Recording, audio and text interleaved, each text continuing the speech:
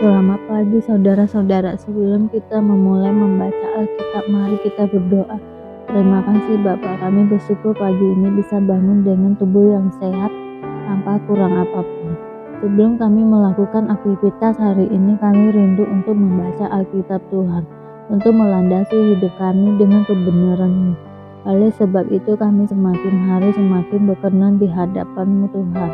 Urapilah setiap kami Tuhan, di dalam nama Tuhan Yesus. Haleluya. Amin. Gideon mengusir musuh. Adapun Yerubbaal, itulah Gideon, bangun pagi-pagi dengan segala rakyat yang bersama-sama dengan dia. Lalu mereka berkemah dekat mata air Harod. Perkemahan orang Midian itu ada di sebelah utaranya, dekat bukit More di lembah. Berfirmanlah Tuhan kepada Gideon, terlalu banyak rakyat yang bersama-sama dengan engkau itu daripada yang kuhendaki untuk menyerahkan orang Midian ke dalam tangan mereka. Jangan-jangan orang Israel memegah-megahkan diri terhadap aku, sambil berkata, tanganku sendirilah yang menyelamatkan aku. Maka sekarang, serukanlah kepada rakyat itu, demikian, siapa yang takut dan gentar, biarlah ia pulang enyah dari pegunungan Gilead. Lalu pulanglah 22.000 orang dari rakyat itu dan tinggallah 10.000 orang. Tetapi Tuhan berfirman kepada Gideon, masih terlalu banyak rakyat, suruhlah mereka turun minum air, maka aku akan menyaring mereka bagimu di sana. Siapa yang kufirmankan kepadamu, inilah orang yang akan pergi bersama-sama dengan engkau. Dialah yang akan pergi bersama-sama dengan engkau. Tetapi barang siapa yang kufirmankan kepadamu, inilah orang yang tidak akan pergi bersama-sama dengan engkau. Dialah yang tidak akan pergi. Lalu Gideon menyuruh rakyat itu turun minum air. Dan berfirmanlah Tuhan kepadanya, barang siapa yang menghirup air dengan lidahnya, seperti anjing menjilat, haruslah kau kumpulkan tersendiri, demikian juga semua orang yang berlutut untuk minum. Jumlah orang yang menghirup dengan membawa tangannya ke mulutnya ada 300 orang, tetapi yang lain dari rakyat itu semuanya berlutut minum air. Lalu berfirmanlah Tuhan kepada Gideon, dengan ke-300 orang yang menghirup itu akan kuselamatkan kamu. Aku akan menyerahkan orang Midian ke dalam tanganmu, tetapi yang lain dari rakyat itu semuanya boleh pergi masing-masing ke tempat kediamannya. Dari rakyat itu mereka mengambil bekal dan sangkakala. Demikianlah seluruh orang Israel disuruhnya pergi masing-masing ke kemahnya, tetapi ke-300 orang itu ditahannya. Adapun perkemahan orang Midian ada di bawahnya di lembah. Pada malam itu berfirmanlah Tuhan kepadanya, bangunlah, turunlah menyerbu perkemahan itu, sebab telah kuserahkan itu ke dalam tanganmu. Tetapi jika engkau takut untuk turun menyerbu, turunlah bersama dengan pura bujangmu ke perkemahan itu, maka kau dengarlah apa yang mereka katakan. Kemudian engkau akan mendapat keberanian untuk turun menyerbu perkemahan itu. Lalu turunlah ia bersama dengan pura bujangnya itu sampai kepada penjagaan terdepan laskar di perkemahan itu. Adapun orang Midian dan orang Amalek dan semua orang dari sebelah timur itu bergelimpangan di lembah itu, seperti belalang banyaknya, dan unta mereka tidak terhitung seperti pasir di tepi laut banyaknya.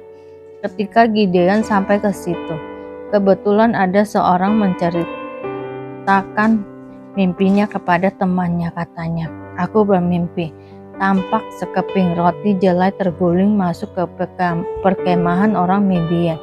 Setelah sampai ke kemah itu, dilanggarnya lah kemah ini sehingga roboh dan dibongkar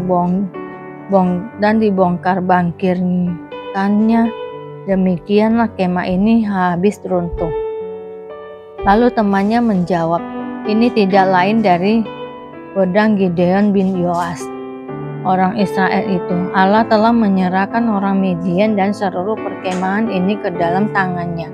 Segera sesudah Gideon mendengar mimpi itu diceritakan dengan maknanya, sujudlah ia menyembah, kemudian pulanglah ia ke perkemahan orang Israel, lalu berkata, "Bangunlah, sebab Tuhan telah menyerahkan perkemahan orang Midian ke dalam tanganmu."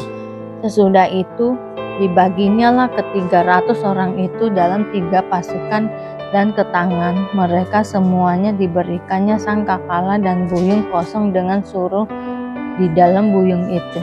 Dan berkatalah ia kepada mereka, "Perhatikanlah aku dan lakukanlah seperti yang kukatakan. Maka apabila aku sampai ke ujung perkemahan itu, haruslah kamu lakukan seperti yang kulakukan. Apabila aku dan semua orang yang bersama dengan aku meniup sangkakala, maka haruslah kamu juga meniup sangkakala sekeliling seluruh perkemahan itu dan berseru, 'Demi Tuhan dan demi Gideon.' Lalu Gideon dan ke 100 orang yang bersama-sama dengan dia sampai ke ujung perkemahan itu pada waktu permulaan giliran jaga tengah malam, ketika penjaga-penjaga baru saja ditempatkan. Lalu mereka meniup sangkakala sambil memecahkan buyung yang di tangan mereka. Demikianlah ketiga pasukan itu bersama-sama meniup sangkakala dan memecahkan buyung dengan memegang obor di tangan kirinya dan sangkakala di tangan kanannya untuk ditiup, serta berseru, 'Pedang demi Tuhan dan demi Gideon.' Sementara itu tinggallah mereka berdiri masing-masing di tempatnya sekeliling perkemahan itu, tetapi seluruh tentara musuh menjadi kacau balau, berteriak-teriak dan melarikan diri. Sedang ke 300 orang itu meniup sangkakala, maka di perkemahan itu Tuhan membuat pedang yang seorang diarahkan kepada yang lain. Lalu larilah tentara itu sampai ke Bet-sita ke arah Jerera, sampai ke pinggir Abel Mehola dekat Tabet. Kemudian dikerahkanlah orang-orang Israel dari suku Naftali dan dari suku Asyir dan dari segenap suku Manasye, lalu mereka mengejar orang Midian itu. Gideon menyuruh juga orang ke seluruh pegunungan Efraim dengan pesan, "Turunlah menghadapi orang Midian dan dudukilah segala batang air sampai ke Bet-bara dan juga sungai Yordan." Maka semua orang Efraim dikerahkan, lalu mereka menduduki segala batang air sampai ke Bet-bara juga sungai Yordan. Mereka berhasil menawan 2 raja Midian, yakni Oreb dan Zeeb. Oreb dibunuh di Gunung Batu. Oreb dan Zeeb dibunuh dalam tempat pemerasan anggur Zeeb. Mereka mengejar orang Midian itu. Lalu mereka membawa kepala Oreb dan kepala Zeeb kepada Gideon di seberang sungai Yordan. Lalu berkatalah orang-orang Efraim kepada Gideon, "Apa macam perbuatanmu ini terhadap kami? Mengapa engkau tidak memanggil kami ketika engkau pergi berperang melawan orang Midian?" Lalu mereka menyesali dia dengan sangat. Jawabnya kepada mereka, "Apa perbuatanku dalam hal ini jika dibandingkan dengan kamu?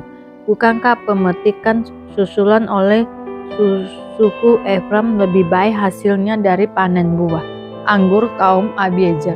Allah telah menyerahkan kedua raja Midian itu, yakni Oreb dan Zeeb, ke dalam tanganmu. Apa yang telah dapat ku capai jika dibandingkan dengan kamu?" Setelah ia berkata demikian, maka redalah marah mereka terhadap dia. Orang Midian dikalahkan, raja-rajanya dibunuh.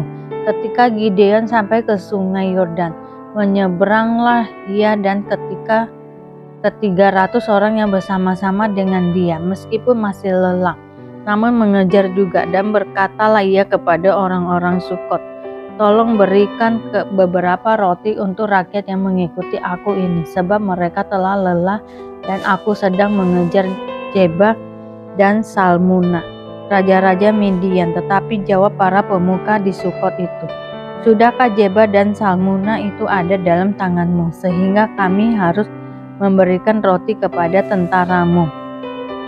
Lalu kata Gideon, "Kalau begitu, apabila Tuhan menyerahkan Zeba dan Salmuna ke dalam tanganku, aku akan menggaruk tubuhmu dengan duri padang gurun dan onak." Maka berjalanlah ia dari sana ke Pinuel dan berkata demikian juga kepada orang-orang Pinuel. Tetapi orang-orang ini pun menjawabnya seperti orang-orang Sukot. Lalu berkatalah ia juga kepada orang-orang Penuel, apabila aku kembali dengan selamat, maka aku akan merobohkan menara ini.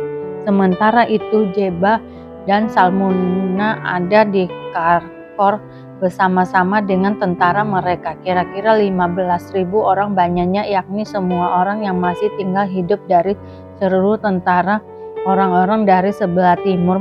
Banyaknya yang tewas, ada 120.000 orang yang bersenjatakan pedang. Gideon maju melalui jalan orang-orang yang diam di dalam kemah di sebelah timur Noba dan Yobeha, lalu memukul kala tentara itu. Ketika tentara itu menyangka dirinya aman, Jeba dan Salmuna melarikan diri, tetapi Gideon mengejar mereka dan menawan kedua raja Midian itu, yakni Jeba dan Salmuna, sedang seluruh tentara itu diceleberaikannya. Kemudian kembalilah Gideon bin Yoas dari peperangan dengan melalui pendakian Heres. Ditangkapnyalah seorang muda dari penduduk Sukot. Setelah ditanyai, orang itu menuliskan nama para pemuka dan para tua-tua di Sukot untuk di Gideon, 77 orang banyaknya. Lalu pergilah Gideon kepada orang-orang Sukot sambil berkata, inilah Jeba dan Salmuna yang karenanya kamu telah mencela aku dengan berkata, sudahkah Jeba dan Salmuna itu ada dalam tanganmu, sehingga kami harus memberikan roti kepada orang-orangmu yang lelah itu. Lalu ia mengumpulkan para tua-tua kota itu. Ia mengambil duri, padang gurun dan onak dan menghajar orang-orang Sukot dengan itu. Juga menara Penuel dirobohkannya dan dibunuhnya orang-orang kota itu. Kemudian bertanyalah ia kepada Jeba dan Salmuna, di manakah orang-orang yang telah kamu bunuh di Tabor itu? Jawab mereka, mereka itu serupa dengan engkau, sikap mereka masing-masing seperti anak raja. Lalu kata Gideon, saudara-saudaraku lah itu, anak-anak ibuku, demi Tuhan yang hidup, seandainya kamu membiarkan mereka hidup, aku tidak akan membunuh kamu. Katanya kepada Yeter, anak sulungnya, bangunlah, bunuhlah mereka. Tetapi orang muda itu tidak menghunus pedangnya karena ia takut, sebab ia masih muda. Lalu kata Jeba dan Salmuna, bangunlah engkau sendiri dan paranglah kami, sebab seperti orangnya, demikian pula kekuatannya. Maka bangunlah Gideon, dibunuhnya Jeba dan Salmuna. Kemudian diambilnya bulan-bulanan yang ada pada leher unta mereka. Perbuatan Gideon selanjutnya dan akhir hidupnya. Kemudian berkatalah orang Israel kepada Gideon, biarlah engkau memerintah kami, baik engkau baik anakmu maupun cucumu, sebab engkaulah yang telah menyelamatkan kami dari tangan orang Midian. Jawab Gideon kepada mereka, aku tidak akan memerintah kamu dan juga anakku tidak akan memerintah kamu, tetapi Tuhan yang memerintah kamu. Selanjutnya kata Gideon kepada mereka, satu hal saja yang kuminta kepadamu, baiklah kamu masing-masing memberikan anting-anting dari jarahannya, karena musuh itu beranting-anting emas, sebab mereka orang Ismail. Jawab mereka, kami mau memberikannya dengan suka hati. Dan setelah dihamparkan sehelai kain, maka masing-masing melemparkan anting-anting dari jarahannya ke atas kain itu. Adapun berat anting-anting emas yang dimintanya itu ada 1.700 sikal emas, belum terhitung bulan-bulanan, perhiasan telinga dan pakaian kain ungu muda yang dipakai oleh raja-raja Midian, dan belum terhitung kalung rantai yang ada pada leher unta mereka. Kemudian Gideon membuat efod dari semuanya itu dan menempatkannya di kotanya di Ofra. Di sanalah orang Israel berlaku seorang dengan menyembah efod itu. Inilah yang menjadi jerat bagi Gideon dan seisi rumahnya. Demikianlah orang Midian tunduk kepada orang Israel dan tidak dapat menegakkan kepalanya lagi. Maka amanlah negeri itu 40 tahun lamanya pada zaman Gideon. Lalu Yerubbaal bin Yoas pergilah dan diam di rumahnya sendiri. Gideon mempunyai 70 anak laki-laki semuanya, anak kandungnya, sebab ia beristri banyak. juga gundiknya yang tinggal di Sikem melahirkan seorang anak laki-laki baginya. Lalu ia memberikan nama Abimelek kepada anak itu. Gideon bin Yoas mati pada waktu rambutnya telah putih, lalu dikuburkan dalam kubur Yoas ayahnya di Opra, kata orang Abiezer. Setelah Gideon mati, kembalilah orang Israel berjalan serong dengan mengikuti para Baal dan membuat Baal Berit menjadi Allah mereka. Orang Israel tidak ingat kepada Tuhan Allah mereka yang telah melepaskan mereka dari tangan semua musuhnya di sekelilingnya, juga tidak menunjukkan terima kasih kepada keturunan Yerubbaal Gideon seimbang dengan segala yang baik yang telah dilakukan kepada orang Israel. Dosa dan penderitaan. Pada waktu itu datanglah kepada Yesus beberapa orang membawa kabar tentang orang-orang Galilea yang darahnya dicampurkan Pilatus dengan darah korban yang mereka persembahkan. Yesus menjawab mereka, "Sangkamu orang-orang Galilea ini lebih besar dosanya daripada dosa semua orang Galilea yang lain, karena mereka mengalami nasib itu.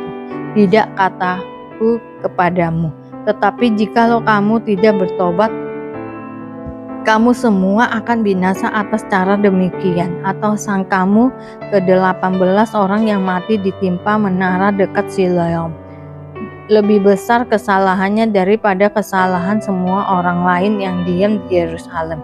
Tidak, kataku kepadamu, tetapi jikalau kamu tidak bertobat, kamu semua akan binasa atas cara demikian."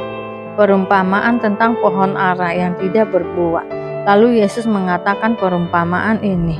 Seorang mempunyai pohon ara yang tumbuh di kebun anggurnya, dan ia datang untuk mencari buah kepada pohon itu, tetapi ia tidak menemukannya.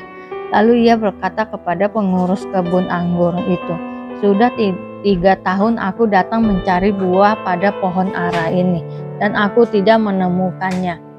Tebanglah pohon ini, untuk apa ia hidup di tanah ini dengan percuma?" Jawab orang itu, "Tuan, biarkanlah dia tumbuh tahun ini lagi. Aku akan mencangkul tanah sekelilingnya dan memberi pupuk kepadanya. Mungkin tahun depan ia berbuah. Jika tidak, tebanglah dia." Menyembuhkan orang sakit pada hari Sabat. Pada suatu kali Yesus sedang mengajar dalam salah satu rumah ibadat pada hari Sabat. Di situ ada seorang perempuan yang telah 18 tahun dirasuk roh sehingga ia sakit sampai bungkuk punggungnya dan tidak dapat berdiri lagi dengan tegak. Ketika Yesus melihat perempuan itu, ia memanggil dia dan berkata kepadanya, "Hai ibu, penyakitmu telah sembuh." Lalu ia meletakkan tangannya atas perempuan itu, dan seketika itu juga berdirilah perempuan itu dan memuliakan Allah. Tetapi kepala rumah ibadat gusar karena Yesus menyembuhkan orang pada hari Sabat. Lalu ia berkata kepada orang banyak, "Ada 6 hari untuk bekerja. Karena itu datanglah pada salah satu hari itu untuk disembuhkan dan jangan pada hari Sabat." Tetapi Tuhan menjawab dia, katanya, "Hai orang-orang munafik, bukankah setiap orang di antaramu melepaskan lembunya atau keledainya pada hari Sabat dari kandangnya dan membawanya ke tempat minuman? Bukankah perempuan ini yang sudah 18 tahun diikat oleh iblis harus dilepaskan dari ikatannya itu, karena ia adalah keturunan Abraham?" Dan waktu ia berkata demikian, semua lawannya merasa malu dan semua orang banyak bersukacita karena segala perkara mulia yang telah dilakukannya. Perumpamaan tentang biji sesawi dan ragi. Maka kata Yesus, "Seumpama apakah hal kerajaan Allah, dan dengan apakah aku akan mengumpamakannya? Ia seumpama biji sesawi yang diambil dan ditaburkan orang di kebunnya. Biji itu tumbuh dan menjadi pohon, dan burung-burung di udara bersarang pada cabang-cabangnya." Dan ia berkata lagi, "Dengan apakah aku akan mengumpamakan kerajaan Allah? Ia seumpama ragi yang diambil seorang perempuan dan diadukkan ke dalam tepung terigu 3 sukat sampai khamir seluruhnya." Terima kasih Bapa untuk hari ini, sehingga kami dapat membaca Alkitab-Mu Tuhan.